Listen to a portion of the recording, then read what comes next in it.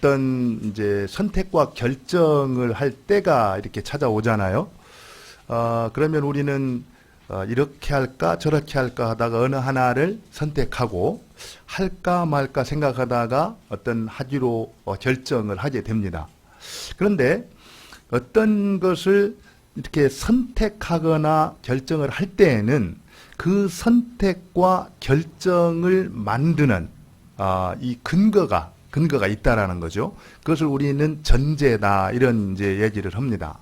내가 가지고 있는 전제가 어떠한가에 따라서 나의 선택과 결정, 행동이 결정된다라는 거예요.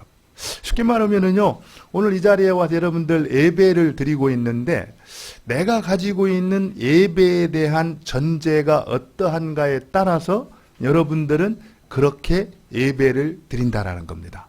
어떤 사람은 예배에 대해서 주일날 정해놓은 그 시간에 참석하여서 이제 그 과정을 마치는 것을 예배라고 생각하는 사람은 그렇게 하는 거죠.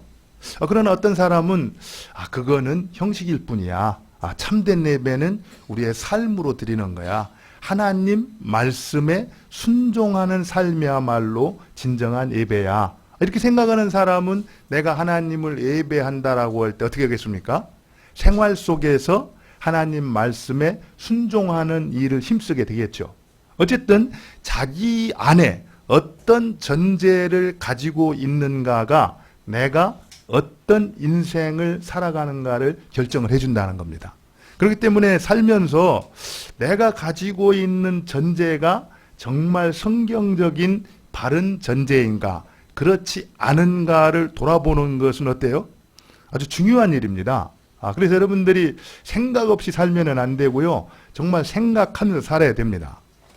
저는 요즘에 저쪽 여의도에서 일하시는 분들을 생각할 때 그분들은 정치를 잘한다라는 것이 어떤 것인지에 대해서 이 전제가 어떤 것 같아요?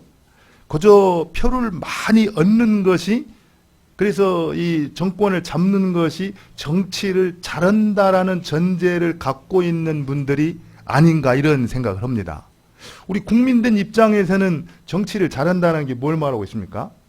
어쨌든 조금이라도 국민을 좀 행복하고 좀 소망을 갖고 살 수 있도록 하는 게 우리가 생각하는 정치를 잘한다라는 건데 아마 그분들은 그거하고는 거리가 먼 것 같아요. 그런데요, 우리가 신앙생활 하면서도 우리에게도 똑같다라는 거예요.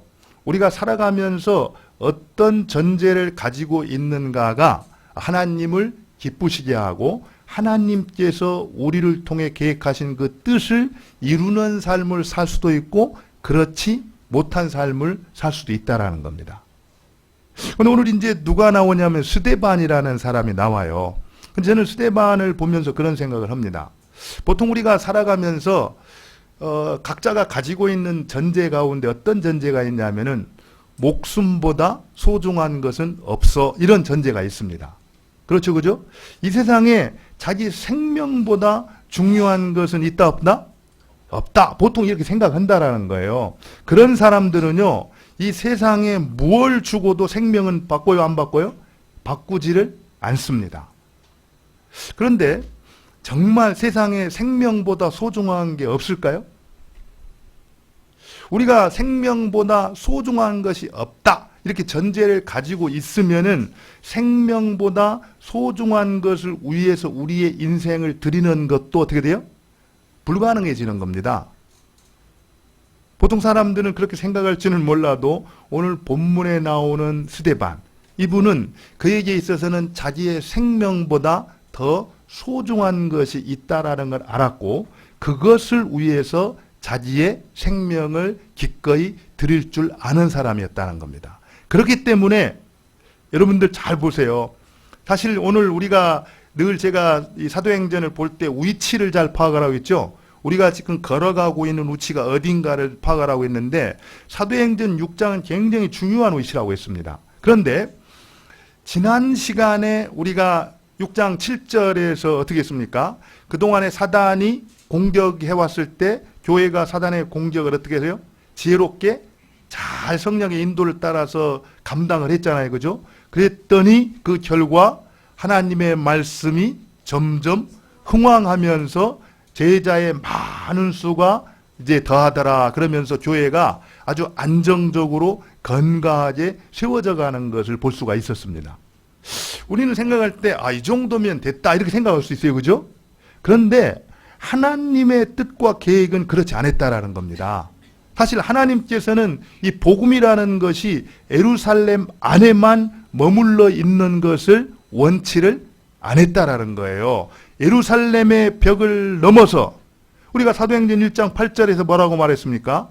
성령이 너희에게 하시면 뭐라고요? 너희가 권능을 받고 예루살렘과 온 유대와 사마리아와 땅끝까지 이르러 내 증인이 되리라고 했잖아요. 그죠? 그러니까 벌써부터 하나님께서 계획하신 것은 예루살렘이 아니고 예루살렘을 통해서 예루살렘으로부터 출발해가지고 온 유대와 사마리아와 땅끝까지 이 생명의 복음이 어떻게 되는 거예요?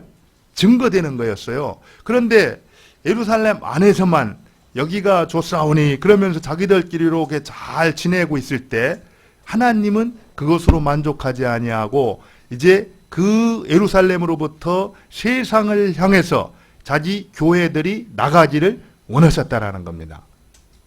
사실 그 일을 위해서 이제 하나님께서 앞으로 6장, 12장까지 내용을 쭉 보면은 대략 한 4명을 사용을 해요. 그 중에 보면은 여러분들 베드로가 누구를 만나갖고 복음을 전합니까? 고넬료를 만나서 복음을 전하죠. 그래서 유대주의에 사로잡혔던 이 베드로가 이제 고넬료의 회심이라는 걸 통해서 이제 이방 선교의 문을 열어가는 걸 볼 수가 있습니다. 그리고 예루살렘이라는 어떤 지역에 딱 이렇게 한계가 있었던 복음이 누구를 통해서 사마리아를 통해 그 전도가 이루어지요? 이제 빌립이라는 사람을 통해서 이제 사마리아의 복음이 전해지기도 하고 또 이디오피아에서 왔던 이 레시에게 또 복음이 이제 전해지거든요. 아프리카 이제 선교가 이루어지는 거죠. 또 그러면서 중요한 사람 하나가 이제 회심을 하게 되는데 누가 회심을 합니까? 사도 바울이 결국 세계 선교의 큰 일을 감당했던 바울이 회심하는 내용이 바로 이어서 나옵니다. 그런데요. 이 세 사람의 변화 그리고 세계 선교의 초석을 놓는 데 있어서 가장 기본적이고 근본적인 역할을 했던 인물이 한 분이 있어요. 그분이 누구냐면은 그분이 누군 것 같아요? 그 빨리 나와야 빨리 끝나요. 스데반입니다. 스데반. 스데반이 이제 그 역할을 감당하게 되는데 한번 우리가 그런 질문을 하면 있을 것 같아요. 도대체 스데반이라는 사람이 누구였을까? 누구였길래 하나님께서는 이 스데반이라는 사람을 통해서 복음이 세계로 퍼져나가는 그 기초로 세우셨을까? 오늘 한번 이 8절 말씀을 한번 보도록 하겠습니다. 8절 한번 볼까요? 8절. 우리 같이 한번 8절을 읽겠습니다. 시작.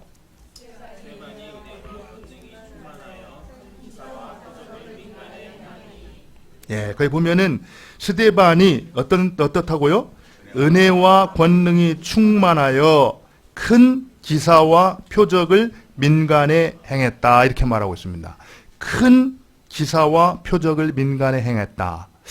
여러분들 이거는 조금 특별한 얘기입니다. 지금까지 기사와 표적은 누가 행했냐면은 예수님이 하셨고 사도들이 했던 일이었어요. 그런데 이 스데반은 사도들이 아니었잖아요. 그죠? 그럼에도 불구하고 스데반을 통해서 큰 기사와 표적이 일어나고 있다라는 겁니다.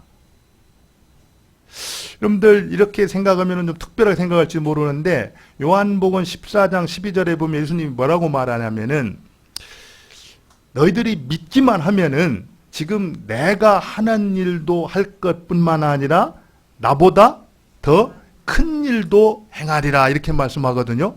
근데 그 말씀이 이제 스데반을 통해서 어떻게 된다고요? 이제 이루어지고 있다는 걸 볼 수 있어요. 근데 이런 큰 일을 행할 때 예수님이 말씀하신 조건이 뭐예요? 너희가 나를 믿으면 이렇게 말했다는 겁니다. 그 얘기는요. 지금 이 스데반은 바로 하나님과 어떤 관계로 살아가고 있는지를 정확히 말씀하고 있어요. 하나님을 그대로 믿고 신뢰하고 그 하나님과 바른 관계에 있었기 때문에 바로 그 스데반을 통해서 예수님께서 행하셨던, 사도들이 행했던 기사와 표적이 일어날 수가 있었다라는 겁니다. 이 얘기를 들으면서 우리는 좀 도전을 받아야 됩니다. 우리 안에 이런 기사와 표적이 있었는가 없었는가? 없다면은 왜 없을까? 사실 뭐 그렇게 표현하는 것이 정확할지는 모르지만 이 스데반은, 여러분들 우리는 스데반 집사, 7 집사 이런 얘기를 하잖아요. 그죠? 근데 그게 어디서 나왔는지는 모르지만 지금까지 볼 때 그런 말은 있어요 없어요? 있습니까 없습니까? 집사라는 말 없어요. 사실은 이 구제하는 일, 이 디아코니아, 이 구제하는 일, 출납의 일을 위해서 7을 뽑았다. 그러니까 아마 디아코니아에서 디콘이라는 이 집사라는 말이 나왔으니까 집사인가 보다 이렇게 말을 하는데 그렇지 않습니다. 지금은 그대로 그냥 그 출납의 일을 하기 위해서 바로 어떻게 했습니까? 제자들 가운데, 믿는 사람들 가운데 7을 뽑았다. 이렇게만 알면 되는 거예요. 그 얘기는 그 가운데 우리도 얼마든지 포함될 수가 있다. 이렇게 보는 게 좋다라는 겁니다. 그 얘기는 지금 이곳에서 우리도 하나님의 약속을 그대로 믿고 그 믿음으로 순종할 때 스데반이 일으켰던 표적과 기사가 지금 이곳에도 얼마든지 일어날 수가 있다라는 얘기예요. 물론 우리가 복음의 어떤 이 진행 과정을 보면서 당시 복음이 처음으로 이렇게 선포되어지고 많은 박해와 핍박이 있었기 때문에 지금 평범하게 살아가고 있는 이곳에서보다는 좀 더 그런 독특한 기적과 이적이 더 많이 일어나는 것은 가능한 일입니다. 그렇다고 해서 지금 이곳에서 그런 일들이 일어나지 않는다라는 것은 옳지 않다라는 거예요. 이곳에서도 얼마든지 하나님의 뜻을 이루기 위해서 필요하다면은 일어날 수가 있다라는 겁니다. 어쨌든 이 스데반 그분은 믿음이 충만한 하나님과 바른 관계를 맺고 있던 사람이었다. 이렇게 말하고요. 그 다음에 이제 스데반에 대해서 우리가 그 이 6장 3절과 5절을 보면은 이렇게 소개가 돼 있어요. 원래 7명을 택할 때 자격으로 제시했던 내용들 있죠. 바로 그런 사람 가운데 스데반이 뽑혔기 때문에 스데반은 어떤 사람이, 3절을 봅시다. 3절. 3절을 보니까 형제들아 너희 가운데서 성령과 지혜가 충만하여 칭찬받는 사람 7을 택하라 그랬잖아요. 그죠? 그러니까 성령과 지혜가 충만한 사람이었고 칭찬받는 사람이었다. 이렇게 얘기했고요. 그 다음에 5절에도 보면은 온 무리가 이 말을 기뻐하여 믿음과 성령이 충만한 사람 스데반과 이렇게 나오거든요. 그러니까 믿음과 성령이 충만한 사람이었다. 그리고 이제 오늘 이제 8절에 보니까 스데반이 은혜와 권능이 충만하여 이렇게 얘기를 하고 있습니다. 가만히 보면은 5가지가 충만하다고 말하고 있어요. 그죠? 뭐가 있습니까? 첫 번째는 성령이 충만하고, 그 다음에는 지혜가 충만하고, 그 다음에는 믿음이 충만하고, 그 다음에는 은혜가 충만하고, 그 다음에는요 권능이 충만해요. 그런데 이게 5가지 이거를 꼭 구분을 해야 되나 이렇게 생각할 수 있어요. 그죠? 근데 여러분들 잘 생각해 보니까 5가지는 5가지인데 한 가지 같다는 생각이 들죠?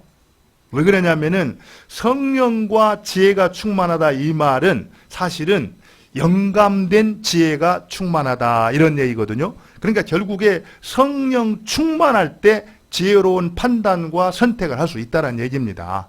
그리고 이 믿음과 은혜가 충만했다 이런 얘기도 결국 그 믿음과 은혜라는 것은 성령 안에서 자라가게 돼 있어요. 그래서 믿음으로 충만하고 은혜로 충만했다는 얘기는 그 사람이 성령으로 충만한 사람이었다 같은 얘기입니다. 그리고 권능으로 충만했다. 우리가 권능이라는 말 때, 성령이라는 말 때 두나미스라는 말 쓰거든요. 이건 다이너마이트라는 얘기예요. 우리가 성령으로 충만할 때 그 권능이 임한다라는 거예요. 그렇기 때문에 사실 이 5가지로 충만했다 이 표현을 한마디로 말한다면은 스데반은 성령이 충만했던 사람이었다 이렇게 말할 수 있어요. 근데 우리가 성령으로 충만하다라는 게 뭔가? 제가 늘 얘기했죠. 성령의 지배와 통치를 지속적으로 받는 거라는 거. 그러면 성령의 통치와 지배를 지속적으로 받는다는 것도 뭘까? 또 고민하게 되는데, 조금 이렇게 표현하면, 이렇게 하면 쉽게 하면 좋을 것 같아요. 우리 이제 그 홍렬이하고 형제하고 우리 한나자매가 결혼을 얼마 이제 이렇게 앞두고 있습니다. 예, 앞두고 있는데, 그러다 보면 지금 결혼이라는 게 우리 홍렬이 형제하고 그 한나자매 안에 어떻게 했어요? 충만하겠죠, 그죠? 예. 왜냐하면 누구를 만나도 지금 생각이 뭐예요? 온통 결혼뿐이에요. 지금 생각이. 그러니까 누구를 만나면은 대번에 만난 사람한테 하고 싶은 얘기가 뭐겠어요? 다른 것보다 결혼에 대한 얘기를 하고 싶어요. 그리고 가만히 생각을 해도 결혼에 대해서. 그러니까 우리가 어떤 것으로 꽉 차 있는가? 어떤 것을 내가 말하고 싶은가? 무엇을 생각하고 있는가? 이런 것들이 그 사람을 이렇게 그것으로 충만했다 이렇게 말을 한다는 겁니다. 그러니까 결국에 성령으로 충만하다라는 것은 성령께서 나를 다스리고 지배하고 있기 때문에 내가 늘 그 생각만 하는 겁니다. 그리고 누구를 만났을 때는 성령을 얘기하는 거예요. 그래서 그분이 하신 일, 그분이 어떤 분이시고 또 그분이 나한테 어떤 분인가에 대해서 입을 다물고 있지는 못하다라는 겁니다. 이렇게도 성령이 충만하다는 이해가 안 됩니까? 된다고 그래야 좀 빠르겠죠? 어쨌든 바로 이 스데반이라는 분은 하나님과 바른 관계에 있던 믿음의 사람이었을 뿐만 아니라 어떤 사람이었다고요?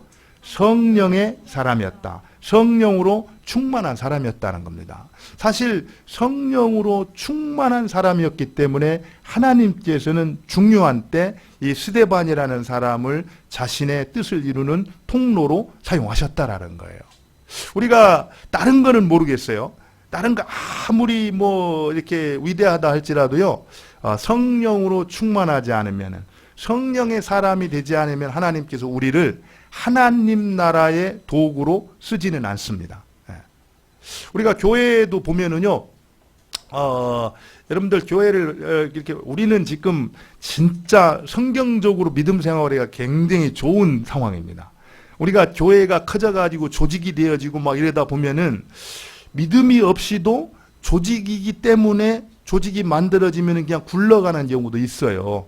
그런데 그런 상황을 보면서 거기에서 뭔가 막 성령을 받고 성령의 인도를 따르지 않으면서도 뭔가 큰 일을 해내는 것 같은 사람들이 있습니다. 그러면은 그런 일들은 이루어져 가는 것 같이 보이지만 그것이 과연 하나님께서 통로로 쓰시는 그런 일이 될 수는 없다라는 거예요. 어쨌든 우리가 정말 하나님께 쓰임받는 도구가 되기를 원한다면은 바로 믿음의 사람, 성령의 사람이 돼야 된다라는 겁니다. 그것까지만 하고요. 그 다음에 이제 우리가 알 수 있는 것은 이제 성령이 충만해가지고 10절에, 9절에 보니까 어디를 방문을 했냐면은 여러분들 지금 스데반이 가가지고 변론했던 대상들이 누군가를 한번 잘 주의 깊게 볼 필요가 있습니다. 우리 9절을 한번 같이 읽겠습니다. 시작. 9절.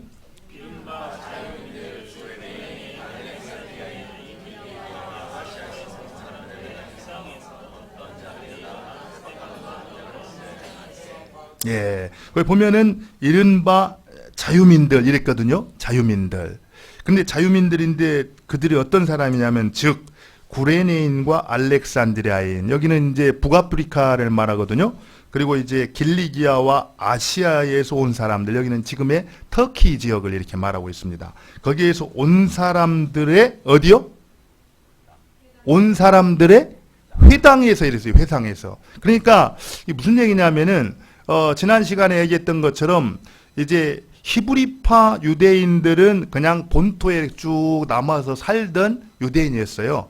그러나 이제 헬라파 유대인들은 고향을 떠나서 바로 전 세계 로마 제국에 흩어져 있다가 어떻게 했어요? 돌아온 사람들이었습니다. 그런데 전 로마가 그 당시 지배를 할 때 이 사람들이 로마의 노예로, 노예로 잡혀갔다가 때가 되면 이렇게 풀려난 사람들이거든요. 풀려나가지고 예루살렘으로 돌아왔습니다. 돌아와가지고 그곳에 무엇을 지었겠어요?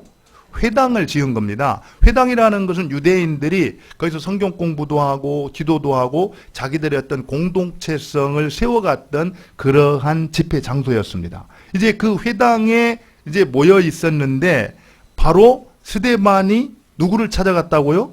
자유인들이 모이고 있는 그 회당을 찾아갔다 이렇게 말하고 있어요. 그 얘기는 지금 그곳에 있는 사람들은 히브리파 유대인은 한 사람도 없습니다.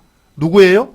헬라파 유대인들입니다. 왜냐하면은 바로 헬레니즘 문화 시대 때 헬라 각 지역에 흩어져 지내다가 자유를 얻어가지고 고향으로 돌아와가지고 회당을 지었던 사람이거든요. 그러니까 사실 그 당시에 예루살렘에는 약 한 380개, 한 400여 개의 회당이 있었다 그래요. 그러니까 아마 어쨌든 여기서 나온 걸 보면은 구레네 사람들은 아마 구레네 사람들끼리 회당을 이렇게 만들었을 거예요. 그리고 알렉산드리아에서 온 사람들은 알렉산드리아 사람들이 이렇게 만들었고, 그 다음에 길리기아에서 온 사람들은 길리기아 온 사람들끼리. 그렇게 이제 어쨌든 그 사람들은 모두가 다 헬라파 유대인들이었다라는 겁니다. 근데 그곳에 가서 이제 스데반이 복음을 증거를 했다는 겁니다. 그 증거를 했는데 결국 10절에 보니까 스데반이 지혜와 성령으로 말함으로 말미암아 그들이 어땠다고요? 능히 감당할 수가 없었다 이렇게 말을 해요. 근데 여기서 한 가지 우리가 주목해야 될 게 스데반이 지금 스데반도 어떤 사람입니까? 스데반도 어떤 사람이에요? 헬라파 유대인이었어요. 헬라파 유대인. 여러분들 7사람을 선택했을 때 7사람 모두 한 사람도 예외 없이 어떤 사람이었습니까? 헬라파 유대인들이었습니다. 이름이 그래요. 이름이 헬라파 유대인들입니다. 그래서 헬라파 유대인들이었는데 여러분들 잘 생각해 보세요. 한 저도 그 7사람을 선택을 할 때 그 사람이 100% 7사람이 유대인이었다라는 것에 대해서 약간 조금 의문이 갔습니다. 왜냐하면은 지금 교회가 성장하면서 교회 안에 파당이 생겼잖아요. 그죠? 그러면은 파당이 생겨서 그 문제를 해결하려고 한다면은 한쪽 사람들만 다 이렇게 뽑힌다라고 그러면은 좀 오해도 살 수 있고 조금 이렇게 합리적이지 않다라는 생각을 하는데 왜 7사람 모두 헬라파 유대인이 뽑혔을까? 이런 생각을 했는데 이제 제가 앞으로 쭉 내용을 보면서 이해가 되기 시작을 했어요. 왜 그랬냐면은 여러분 우리가 사도행전을 볼 때는 결국에 무슨 일보다는 결국 하나님께서 교회를 통해서 어떻게 당신의 뜻을 이루어가는가가 굉장히 중요합니다. 결국에 사도행전의 역사는 예루살렘으로부터 복음이 땅끝을 향해서 진행하는 내용들을 누가가 소개하고 있거든요. 그런 가운데 교회에 문제가 생겨서 그 문제를 해결하기 위해 7을 선택하기는 했지만 그 7이 오직 구제하는 일, 그 재정 출납의 일만을 위해서 뽑은 것은 아니었다라는 거예요. 여러분 잘 보세요. 스데반 설교 멋있는 정말 위대한 설교가 나오잖아요. 그죠? 빌립이 재정 출납 담당했다는 성경 기록이 없어요. 그 빌립이 나가서 뭘 합니까? 전도하는 내용들이 소개가 되고 있어요. 그런 것들을 보면은 결국에 그들이 재정의 출납의 일도 했지만 그 외에도 얼마든지 하나님께서 예루살렘으로부터 시작된 그 하나님의 나라가 땅끝까지 증거되어지기 위해서 사용했던 사람을 세웠다. 이렇게 보는 것이 좋다라는 겁니다. 그런데 바로 이 헬라파 유대인이었던 스데반이 찾아간 곳이 히브리파 유대인이 아니고 누구였다라는 거예요? 헬라파 유대인이었다는 겁니다. 자기가 잘 알고 있고 자기와 친숙했던 그 사람들을 찾아갔다라는 거예요. 사도 바울도 사실 선교 여행을 갈 때마다 어디를 먼저 찾아갑니까? 회당을 찾아가서 그들에게 복음을 전했잖아요. 회당을 접촉점으로 복음을 전했어요. 이 얘기는요, 우리가 내가 익숙하고 내가 잘 알고 있는 곳이 어디 있는가를 한번 생각을 해야 된다는 겁니다. 우리는 생판 모르는 교회에 와서 어떤 사람들을 보면서 아주 나이스하게 그냥 이 성경의 진리를 선포하고 이런 것은 잘 할 수 있어요. 그러나 내가 매일매일 부딪히고 있는 그 직장, 그래서 나의 모습을 막 눈동자처럼 지켜보고 있어 다 알고 있는 그곳에서 함께하고 있는 그들을 찾아가서 그들에게 복음을 전하는 일은 어때요? 쉽지 않다라는 겁니다. 그러나 중요한 것은 바로 스데반은 그들을 찾아가서 그들에게 복음을 전했다라는 거예요. 저는 우리가 정말 이 말씀을 좀 잘 들었으면 좋겠어요. 우리가 매일매일 접하고 있는 가족들, 우리가 매일매일 접하고 있는 직장, 바로 그곳에 있는 그 친구들과 이웃들에게, 직원 동료들에게 바로 복음의 증인된 삶을 사는 것이 중요한 일이라는 겁니다. 그 일을 잘 감당할 때 바로 예루살렘을 떠나서 온 유대와 사마리아, 지금 이곳에 있는 우리의 사마리아와 우리의 유대와 땅끝까지 복음은 증거될 수가 있다라는 겁니다. 그런데요, 그렇게 그 복음을 나누었더니 능히 당하지 못했다잖아요, 그죠? 당하지 못했다는 얘기는 졌다는 얘기입니다, 그죠? 그럼 졌으면 어떻게 돼요? 졌으면 믿어야지 원래 원리잖아요, 그죠? 그 스데반이 전한 것을 아유, 내 졌다. 그러니까 믿게 이렇게 해야지 정상인데 어떻게 했습니까? 여러분들 그 11절에서 14절 내용을 쭉 보니까 어떻게 했어요? 이제 중상모략해가지고 이제 이 스데반을 갖다가 사내들의 공유회로 붙잡아가는 걸 볼 수가 있습니다. 여기서 우리가 알게 되는 것은요, 복음은 우리의 말로 구변 좋은 것으로 증거되는 것이 아니라는 겁니다. 성령께서 감동시켜서 거듭나게 하시는 역사가 없이 누구도 예수 그리스도를 구주라고 받아들일 수 있는 사람이 없다라는 거예요.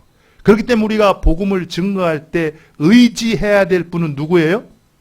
나의 언변 좋은 것이 아니라 하나님의 말씀, 바로 성령을 의지하는 것이 이 승리하는 전도 생활의 비결이라는 거예요. 물론 우리가 잘 그들이 접촉점이 될 수 있도록 정말 하나님의 말씀, 왜냐하면은 이 베드로전서 3장 15절에 뭐라고 말합니까?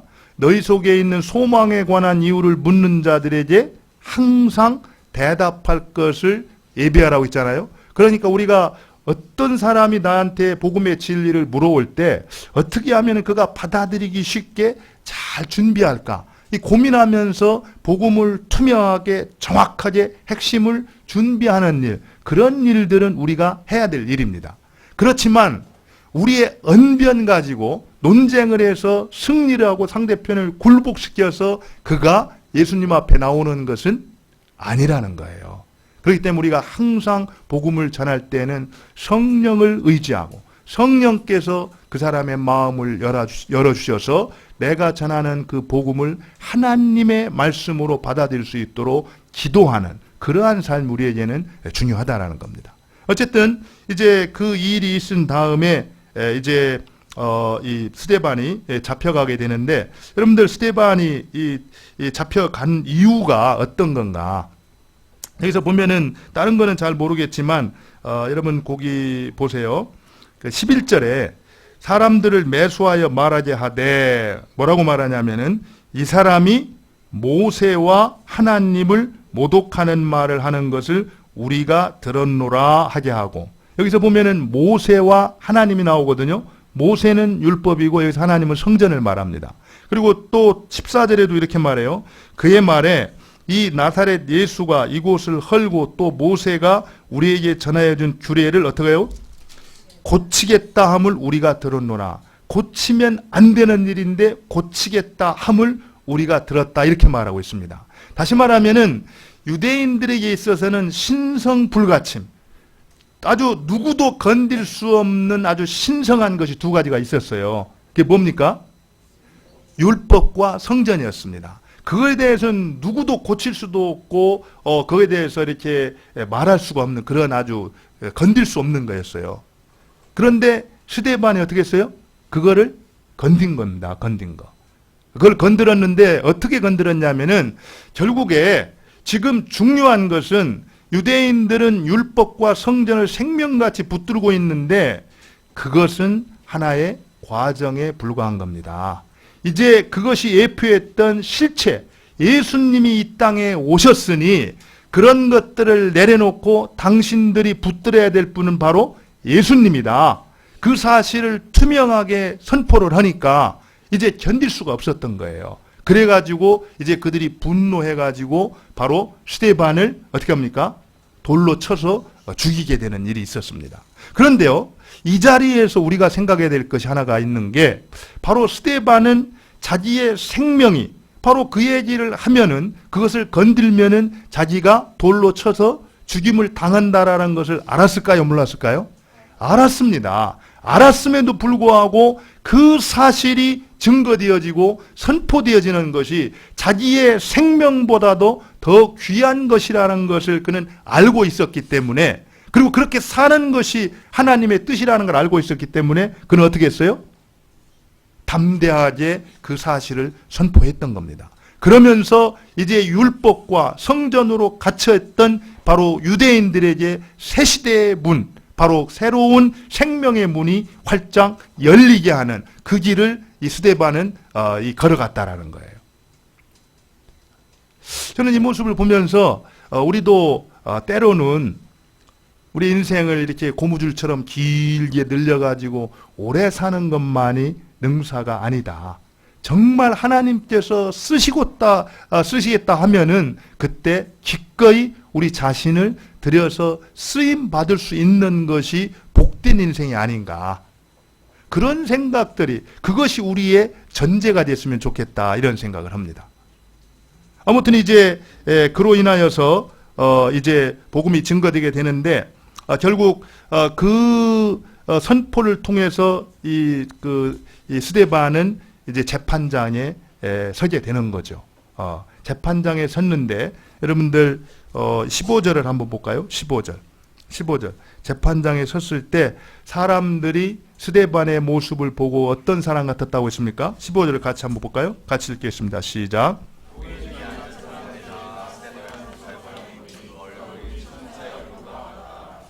예, 거기 보니까 스데반을 주목하는데 보니까 그 얼굴이 뭐가 같다고요? 천사의 얼굴 같았다. 여러분들 천사의 얼굴, 여러분 천사의 얼굴 보셨어요? 그러면 천사의 얼굴 같았다는 말이 무슨 말입니까?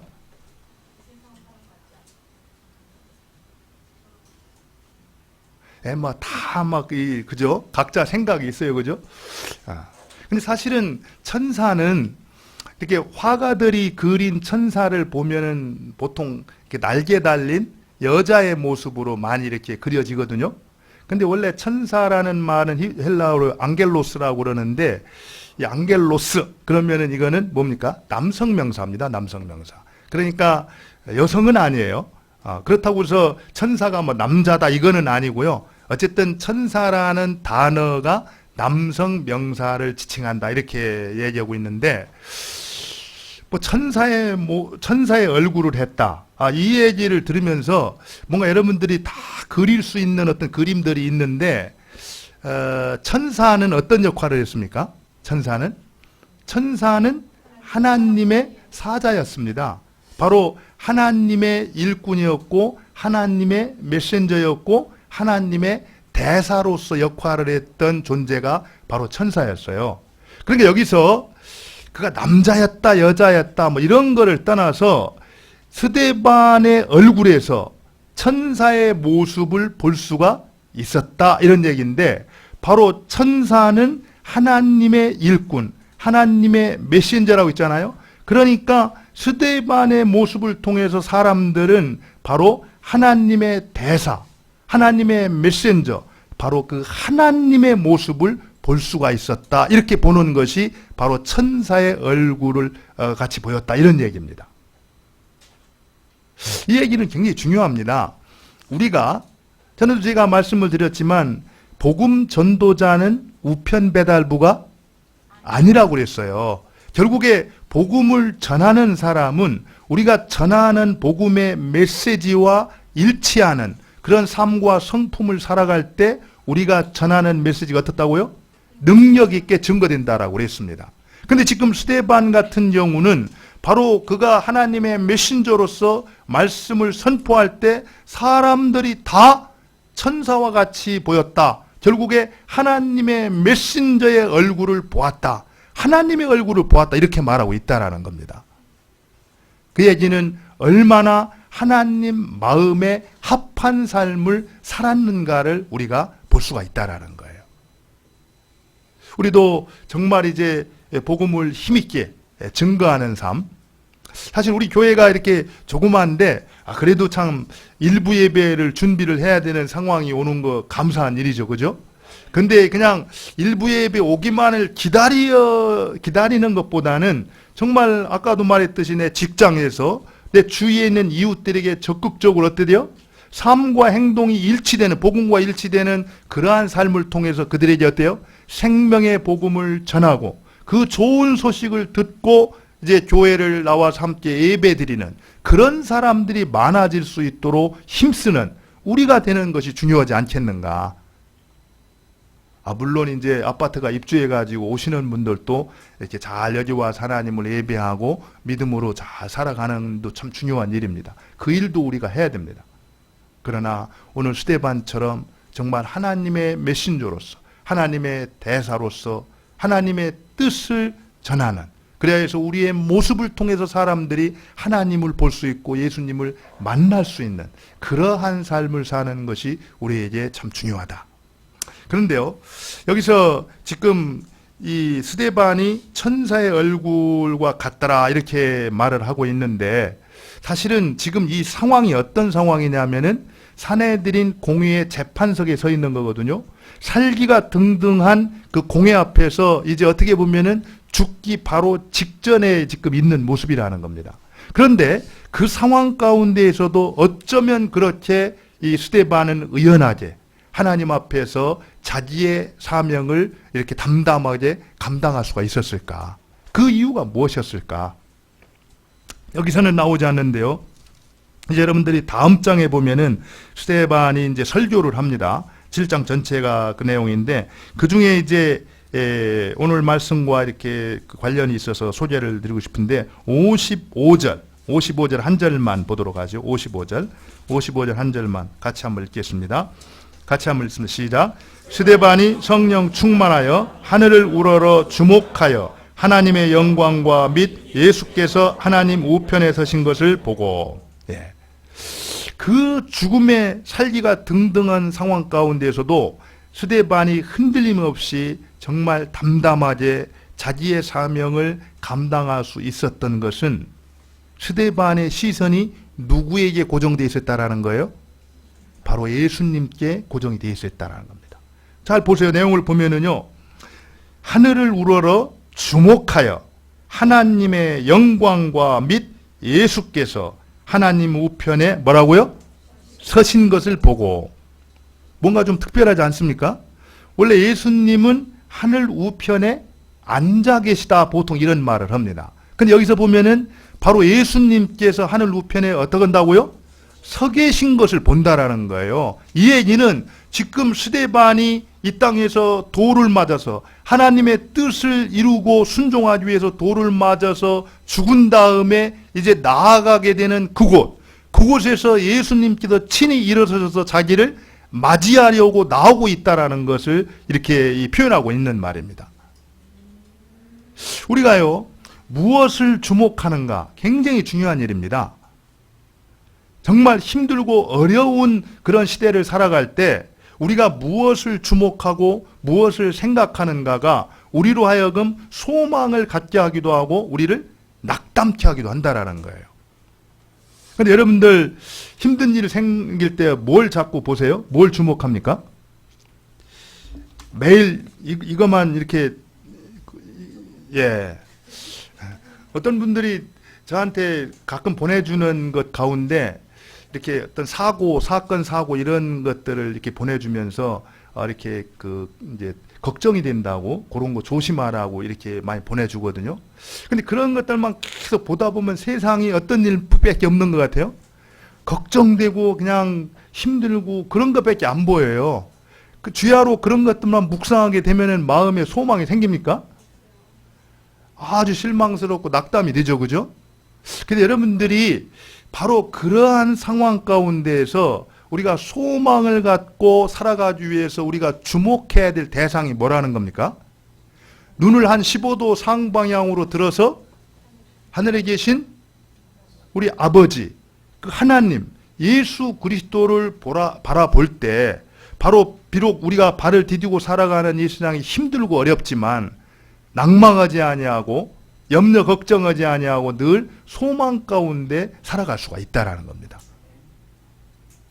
그 실제로요, 여러분들 고난을 얘기하면은 제일 많이 당했던 고난의 선지자가 누굽니까?